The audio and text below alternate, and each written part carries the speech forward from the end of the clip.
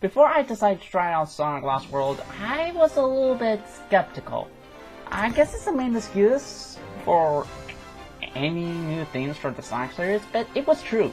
After seeing the trailer of Sonic Lost World, I really don't know what to make of it.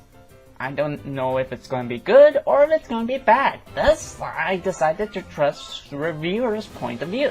I know, it's silly, and I did make a talk about IGN's poor choice of words, if you want to check that out.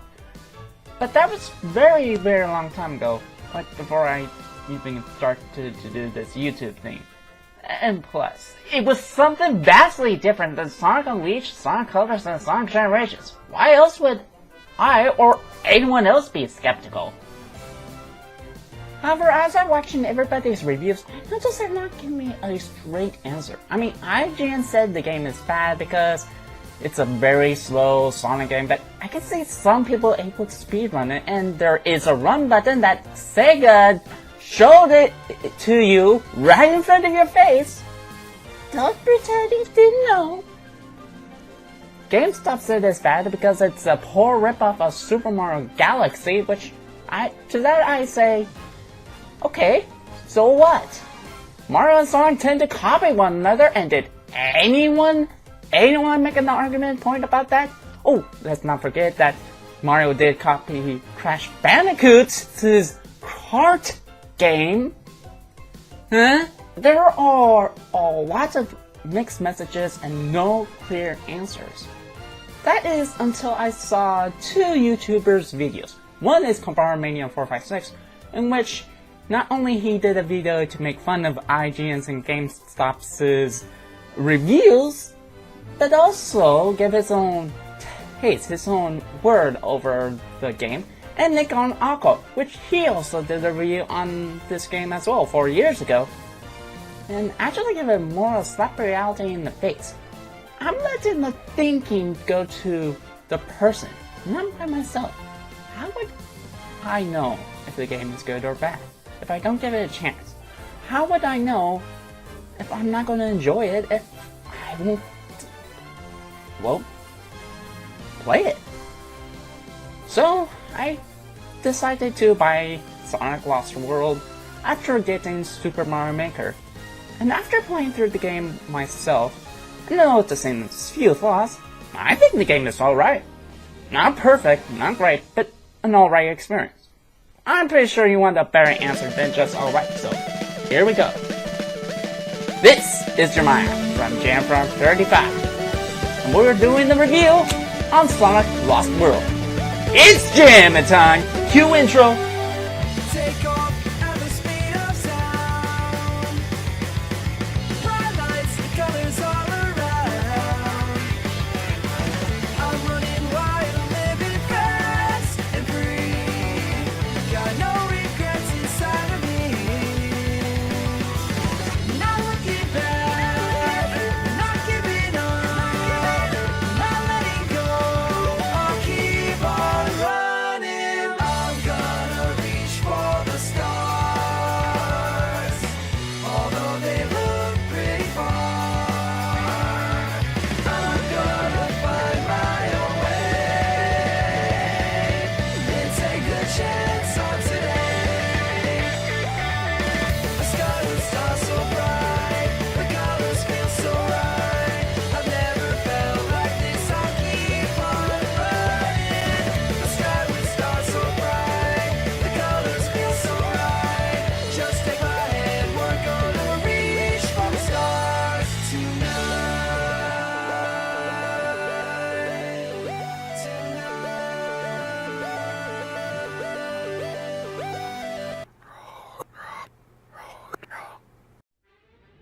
To sum the story in one big plot, Eggman is up to his tricks yet again, kidnapping Sonic's animal friends like he did in the past, while being pursued by Sonic and Tails.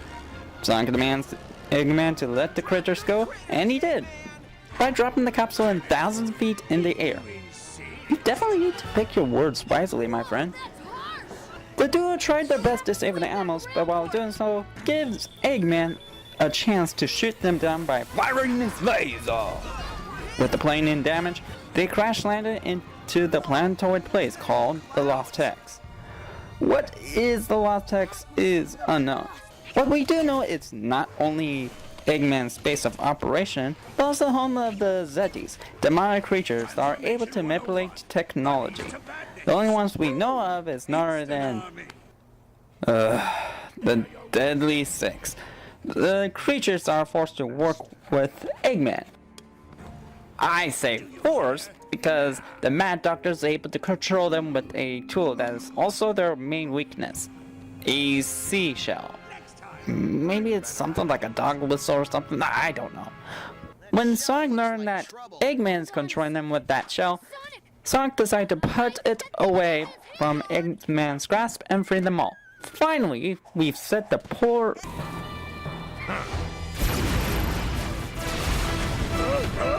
And they are evil. Oh, didn't see that one coming. To make matters worse, the Deadly Six managed to grab one of Eggman's special machine. What is this machine? Well, this machine allows Eggman to suck up all the energy from the Earth. But there was one problem with it. Once it reaches full power, it can't be shut off. It will drain our world dry. In desperation, Sonic, Tails, and Eggman and the robot lackeys decided to team up and stop the Deadly Six from destroying the world and save the world from disaster. It's a simple plot, has a lot of memorable funny moments, while at the same time gets dark when it needs to be. Even Eggman went from goofy adventures of Sonic the Hedgehog Robotnik into almost Sonic Saturday AM Robotnik. Sure, it's a bit cheesy, but it was enjoyable nevertheless. Though there is some grasp I have with the writing that I want to get off my chest. Why in the world would Sonic need to team up with Eggman? Sure, he may know a lot of his bandits and his machines. Although on the other hand, you have Tails, you know, the two-tailed geek tech whiz, which he is probably even more smarter than Eggman in my opinion. I mean, sure, Sonic and Eggman tend to team up with each other. There are Sonic Adventure 2, Sonic the Dark Brotherhood, and Shadow the Hedgehog. But let's not forget that Eggman is the main villain of the Sonic series. And we all know him. He's going to backstab them in the end. Speaking of Tails, why is he so angry at Sonic all of a sudden? I mean, sure, it was explained a little bit that he was a little bit hurtful that Sonic seemed to trust Eggman more than Tails, but he did not show this much backlash in the previous games. They're buddies. No, brothers, for that matter. If Tails did not trust Eggman, then shouldn't he instead talk this over to Sonic before they decide to do it? Or at least say he doesn't trust him, which Sonic agreeing to this scenario? I don't know. But let's not forget to mention, he's a boy genius. And then there's Sonic. Sure, I know, I get it. It fits Sonic's personality of being rational and quick on his feet. But he does this again. Twice. Thrice if you want to count his reaction towards Tails. Why does he never listen to his friend before acting foolishly by words or actions? Sure, they say it's not the actions, but the build-up that he does to make it right. But he shows zero build-up, and in fact, acts more of an idiot than Knuckles. Oh yeah, I forgot to mention, Knuckles and Amy are here. My question is, why? I can let Amy slip, but why Knuckles? Isn't he supposed to be, I don't know, guarding the Master Emerald at this point?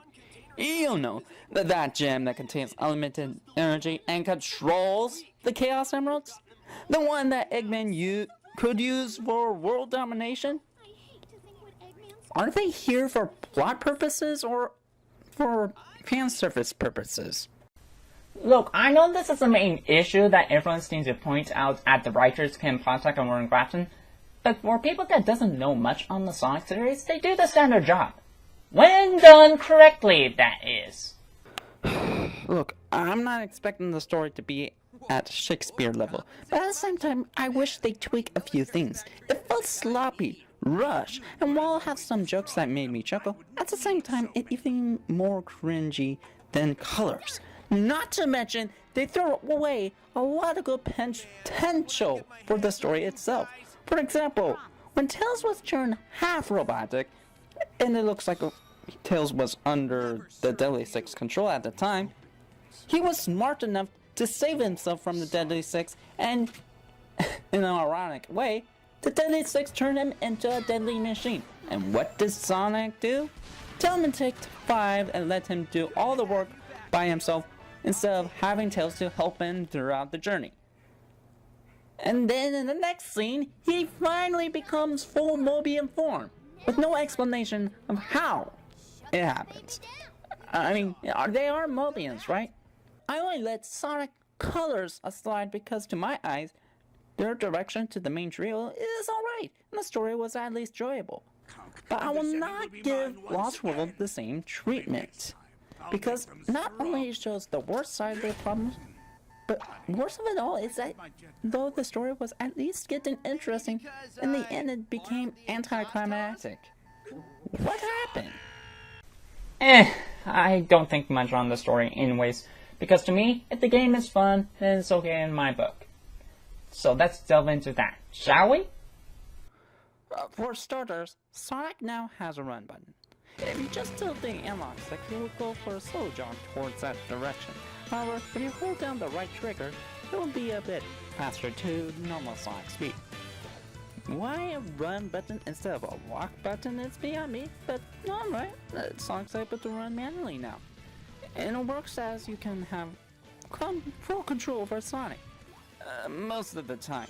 If you let go of the run button, he is very slow and stiff. And when you hold the run button, he becomes fast and slippery. It works for a game like this, but I feel like it needs a little bit of tweaking control-wise. After, I want to say Sonic 06 or maybe Sonic Unleashed for the Wii, the spin dash returns to the modern era. Just simply holding the left trigger makes Sonic charges up his spin dash, and once you let go, Sonic will be rolling around at the speed of sound. But if you want to keep that momentum going, simply hold the left trigger again after release and watch him go through the stage like an unstoppable cannon.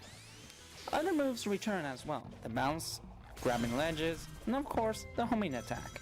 Now with added abilities of locking on many enemies and charging the homing attack for extra damage.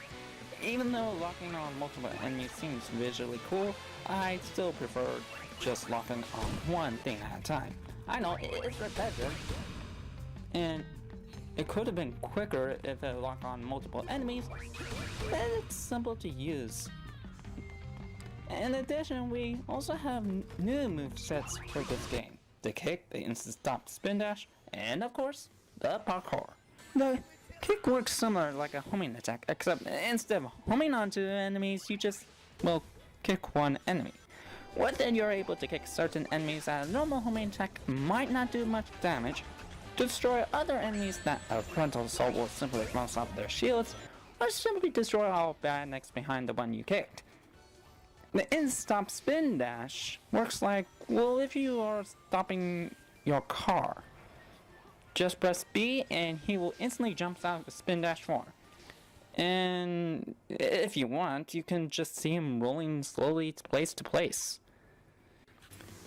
The parkour is also a bit tricky to understand. While running, you are instantly able to run up walls or walk on walls for a limited time. You can even sidestep on walls by directing left or right, and mash the B button. You can even cling onto the wall for a precise wall jump. You can even jump off wall to go further or to go up, depending on if you're either in 3D or 2D section, that is. And if you can be able to keep the momentum going after climbing the ledge, thanks to the wall dash, it's another way to showcase Sonic's parkour capabilities. The reason why I say it's a bit tricky is because, well, it's not something to master it instantly. For example, I was doing very well in 3D levels by getting place to place. If I use the spin dash, or hold down the run button that is. If you don't, you will lose some bit of your momentum real quickly. In 2D sections, the parkour seems very cool, but the problem is, unless you let go of the run button, you're going to be climbing over every ledge, even the little ones. Some stages have you to sidestep on the wall, but even that is tough, as sometimes you lose your momentum quickly when too far from the wall, or you just don't cling onto the wall instantly, or maybe even the combination of both. I admit, at first I thought it was the controls, not me, but I find that it's the other way around. I practice with it and I finally get the hang with it. It's like learning how to drive the car for the first time. The more you practice, the more you will be. However, unlike a car where you are able to do it on your free will, the parkour seems very strict on how to do it. And it can lead to some problems. I'll talk about that later, but. And then comes the Wisp. Oh boy. Remember them from Sonic Colors? Will they return? In all honesty, it should just only be in Sonic Colors. What were the usage of the Wisp in Sonic Colors? Finding secret goodies, sometimes used as a gimmick, and find alternate pathways. What's the usage here? Adding fluff, or making things easy. Too easy. I know, it's optional. Well, except Drill and Rocket to certain levels. But the gripe I had with them is their execution with one thing. The gamepad itself. The cool power-ups like laser and hover were underused, just used for pizzazz. Though I gave them thanks for the inclusion of the hover wisp on one occasion. Rocket was hard to use because gyro controls make me fight my way towards I need to go. Even the new power-ups were useless. The Asteroid Wisp seems cool, but it was only used for destroying enemies in your path and to go to secret areas to get red rings. Eagle Wisp makes you fly in the air, but I have no idea how to use it properly in the first place, ending up crashing into walls or driving way too quickly. And don't get me started with the Rhythm Wisp. All you do is touch the notes you see on the gamepad, and you just see Sonic hopping towards them. Admittedly, it's useful in some areas, but I'd rather avoid them as much as possible. And the Drill Wisp was the only one that I enjoyed thus far, both in 2D and 3D, but it was limited within 3 stages in certain areas. And then comes the worst wisp ever, the Bomb Wisp. It's meant to be another wisp for attacking enemies by rolling them down, growing bigger and bigger, and then just explodes after use. And that's it. Guys, look, it's cool that you like Sonic Colors. I do too. It's one of my most favorite games for the Wii. However, I think it's unnecessary to have them in here. They have no purpose for the game or the plot. So why are they here? What are they for? To emphasize the Wii U capability. If you can't tell by now, avoid the Wisp as much as possible, unless you are having problems with the parkour on certain areas, or the game forces you to use them to progress. Then they throw in gimmicks left and right. These gimmicks are surprisingly not that bad. It goes to the range of Sonic and the Snowball and you have to direct him to safety, ride on wheels all the time, or literally on wheels with the March Speed sections. I admit, when I heard the word March Speed, I have not so fond memories, but I was surprisingly enjoying it, and it's far better than I thought it would be. Not bad, Sega and Sonic thing. Not bad at all. The game looks very cartoony, and different than what Sonic the Hedgehog's previous games was like. And very colorful, might add, and I think it's alright. I do prefer Generation style, where it's cartoony, but not too cartoony, have colors, but not too bright with the colors. Nevertheless, for a Wii U game, it looks pretty good, even when smoothly in 60 frames. No hiccups or slowdowns for me, especially on the Wii U pad. Granted, there might be other people who might not like this type of style, but you gotta admit, these graphics are cool to look at. Instead of just a flat line with hills and loopy-loops for Sonic to go through, they made the levels similar like Super Mario Galaxy or their cancel game, Sonic Extreme. They go from planetoid to tubular, make it go up, down, and all around. I guess it was Sega's testing field for the popcorn stuff, which admittedly is very fun to mess around with. Free moment in Sonic in the sandbox area for you to mess around or to explore around in the level itself makes the game fun in my eyes. Music is pretty catchy. I know there are some people who prefer rock and roll for every Sonic game, but just listening to it makes me want to listen to the beat or just soak into the game itself. One of my favorites is Windy Hill, main theme music, Deadly Six, and the rail riding sections. All the musics are different for each and single level, and each of them are pleasing to hear, though can be a little bit stale sometimes. I mean, not in a bad way, just a little bit forgettable. You're small and fast, but I'm big and slow. Let's get this off of my chest. The Deadly Six are a joke. I don't despise them because they are one-dimensional. In fact, my favorite members from the Deadly Six is either Zik, Zaz, or Zabrak. Though I did not enjoy Zoro's conversations. Don't be so whiny, man. That's my deal. The reason why I despise them is actually their boss battles.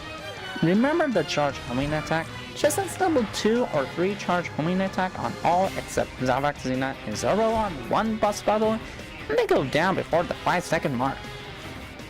Perhaps they did this for younger players, in case if they wanted people or children who have not played their games to give it a go. But did this decision, it just feels like the game is playing way too easy on me, and it goes by very quickly. Not to mention, they are too easy, even for a Sonic game. Sure, I happen to mess up at times. I was doing it without the charging homing attack, and there were cheap shot moments.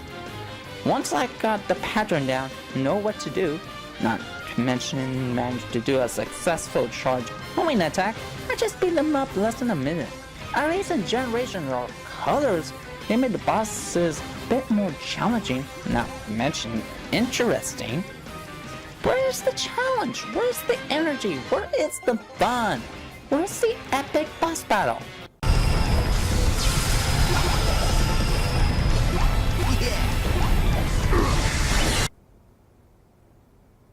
Now this is what I'm talking about. Those bosses look very familiar. I just can't figure out why. Now, I say the bosses are easy to beat, but the levels themselves, well, that's an entirely different story. It's not all that bad or over the top like everybody over exaggerated, well, unless if you reach Lava Mountain Act 2 and 3, but that's an entirely different subject in general. But the actual problem is the parkour. I mean, sure, they give you some potential of using the parkour whenever you want, but that's the case. There were some cases in the level where there were invisible springs that bounces you off wall to wall, or dash panels that gives you more of a boost to keep on going. I mean, if you have the spin dash and the run and the parkour system, I really don't think these three were really necessary. And then there were random gimmicks left and right, which, again, I really don't have a problem with them. But it's like making a cake. If you know what certain ingredients you want in your cake, that's good. But if you just throw in everything in it, then it becomes a little bit messy, or maybe too messy. It's a little bit experimental in this case. But on the other hand, I really didn't mind the gimmicks, and the invisible springs were a little bit helpful at times, so I really don't mind them at all. I just really wish you had more control of the parkour, or better yet, focus on the parkour. Hey, if you want to add in more gimmicks, then just throw in rail riding and march speeds, and we're all good here. And then the difficulty spike. Once you reach, I want to say, past Silent Forest Act 4, difficulty spikes go a little bit higher than it needs to be. I mean, Sky Road is final until you reach to Act 4 where you're progressing through level up, but as you're progressing the level upward, well, in some cases you're not able to go down. Otherwise, you'll be killed off screen. Yeah, no platforms off screen. Yikes. Then Lava Mountain, which I understand it's the final level, so they have to make it difficult. But I feel like they made the parkour system a little bit too strict. Which, again, is the main issue, as if you're not mastering the parkour system, you're bound to have some trouble with it. That is, unless if you do a certain trick that I did, and by a trick, I mean using the hover wisp. And then there's progression. Now, this is not a major issue, but it's kind of like a nitpick one. Amy is not lying when she wants you to save the rest of the critters, because you need to in order to proceed. Now, there are 4 ways to do this. You can 1. Destroy lots and lots of bandits. 2. Go through the level beginning to end. 3. Find those mini capsules as much as you can. And 4. This is an important one, by the way. Circus tents. These circus tents are basic like little mini games which you use to collect rings, lives, or even collecting critters. And they have better usage of the Wii U capability more than the Wisp did, though this is personally my opinion, but I really don't know how the cannon actually works. It says to touch the screen, but I touched the screen and it didn't work.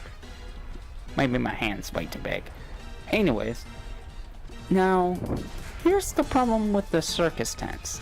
In order to unlock them, or get them for that matter, you have to collect 5 red rings in a level. That's right, the red rings return and they're used to unlock circus tents. They also add in something more, but I'll talk about that a little bit later.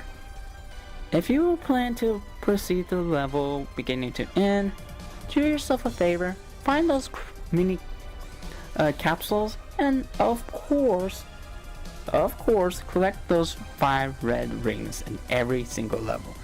I know, some people say that collecting those 5 rings were a hustle and very frustrating, but it's a good payoff at the end. If you manage to collect every 5 red rings per level, you gain a Chaos Emerald for each of the 7 worlds. Once you collect all 7, you can turn into Super Form, which is insane! Ayo! But what if you want to do something more than just getting supersonic? Well, there's other things to do. There is time trial mode where you have to go through a certain level under a time limit, which brings you how fast you get through. There is also hidden worlds, which is unlocked after you beat the game, which is actually pretty cool, but yet bizarre, might I say. And there's Meatverse, which gives you random items. Don't know why they decided to do that. I mean, finding random items in the levels themselves is pretty much good for me, but okay. You do Omochao missions, which you reward with random item power-ups. Okay then, they are very easy to beat, but the best thing is actually the multiplayer, which you have race mode and battle mode. One player controls the Wii U gamepad, the other controls the Pro Controller or Wii and Nunchuck.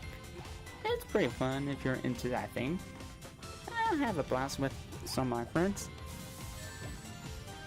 But the best thing of them all, RC vehicles. Now, the RC vehicles are basically like the Loomis, except a little bit different.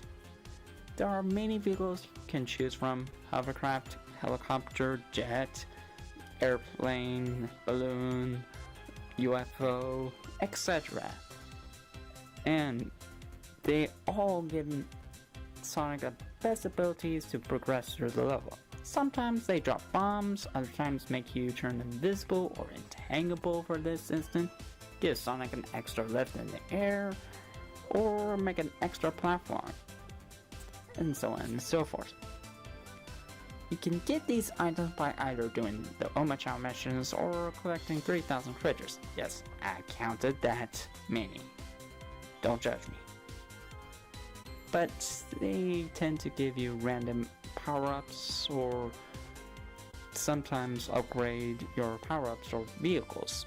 So, best option? Get the Sonic Lost World for the 3DS and upgrade your Tails Lamp in order to upload all the vehicles you made in the 3DS version into the Wii U version. Oh yeah, I completely forgot. Not only they create this Sonic Lost World for the Wii U, but also for the 3DS, created by Dimps. Man, I forgot about this game. Well, let's talk about it.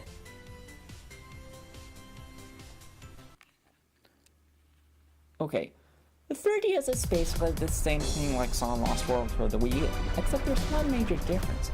They actually focus on the parkour! Wow! Dimps, that's pretty good. However, is it better than the Wii U version? No, not by much.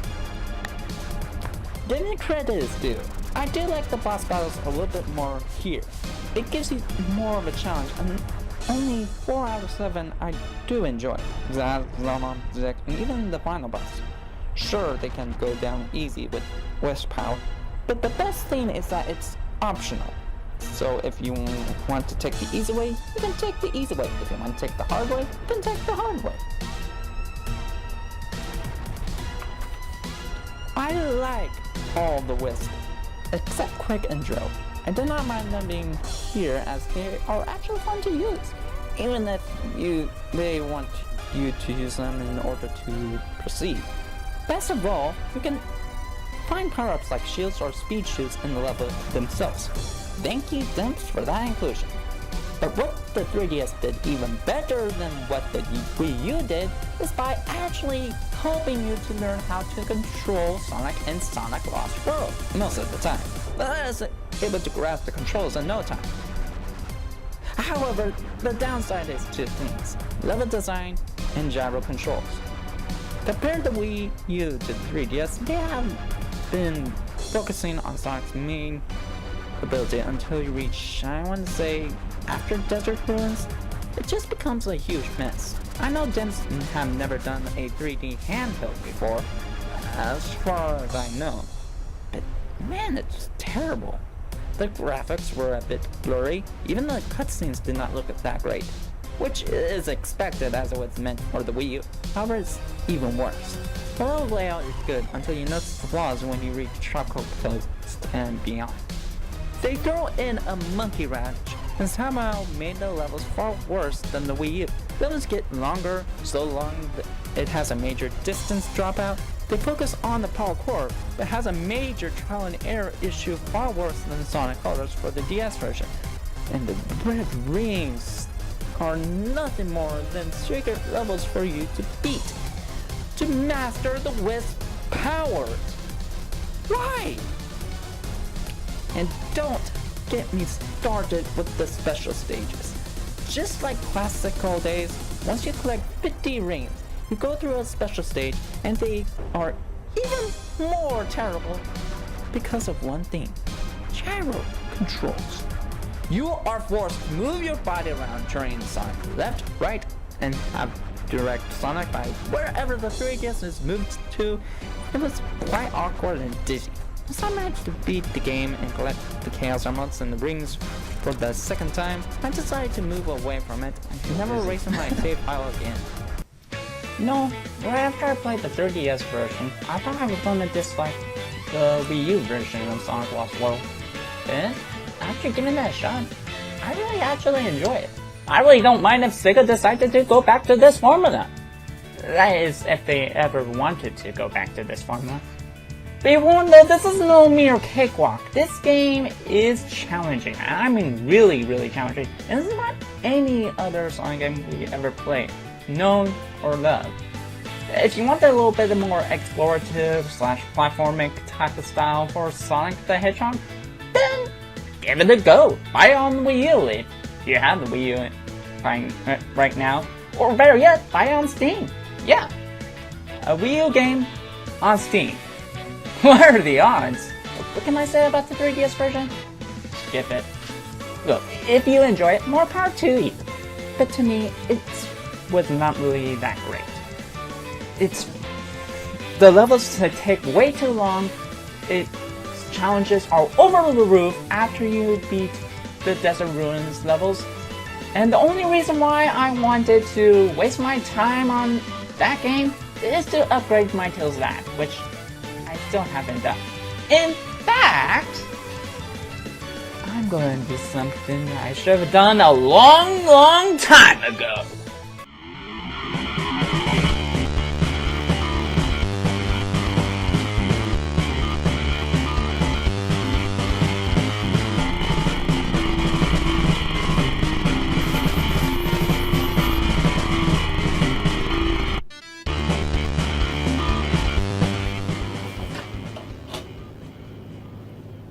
Well, you're expecting me to destroy a game. If the game runs out of enjoyment or you didn't think it's fun anymore, then just don't destroy the game. Just send it to a video game store, like GameStop, or just give it to a friend. No game is going to last forever.